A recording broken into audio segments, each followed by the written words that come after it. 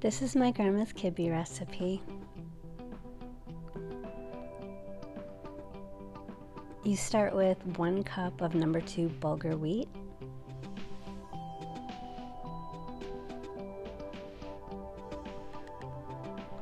You cover it with water and then wait about 20 minutes.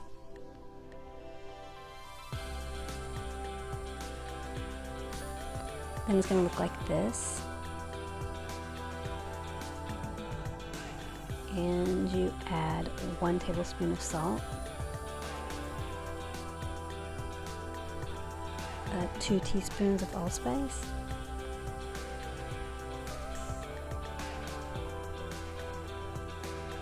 and 1/2 teaspoon of onion powder.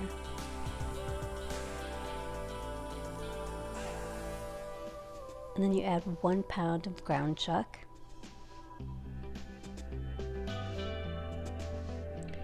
So my grandma was 100% Lebanese and pretty proud of it, but she was born and raised in Michigan City, Indiana.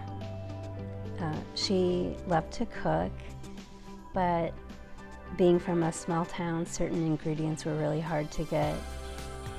So sometimes my grandpa would drive her to Dearborn, Michigan, so they could stock up, but many times they just used substitutions. And they were on a tight budget. She was really thrifty, so she stayed away from expensive ingredients like olive oil and pine nuts and lamb. And one more thing, my grandpa was Polish, so sometimes my grandma would alter their meals to make them more Polish, like using sour cream instead of leaven. So with all the cooking shows, I feel like people really feel like you need to use the most gourmet ingredients. But I think the best cooks sort of just work with what they have. And they just think about where they are and who they're serving. They don't get stuck on tradition. Now we're making the patties. They don't have to be perfect looking. And we're gonna fry them. I use leaf lard, but my grandma used mazola.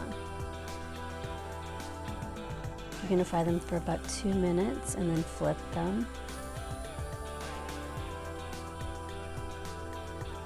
And just keep flipping them, and after about 10 minutes, they're gonna be brown and crispy. And then you transfer them to a paper towel to soak up any oil. Now you serve them with America's favorite condiment,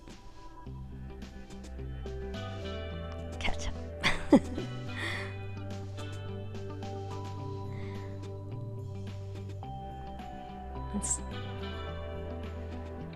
It's Lebanese-American perfection. They're really crispy on the outside.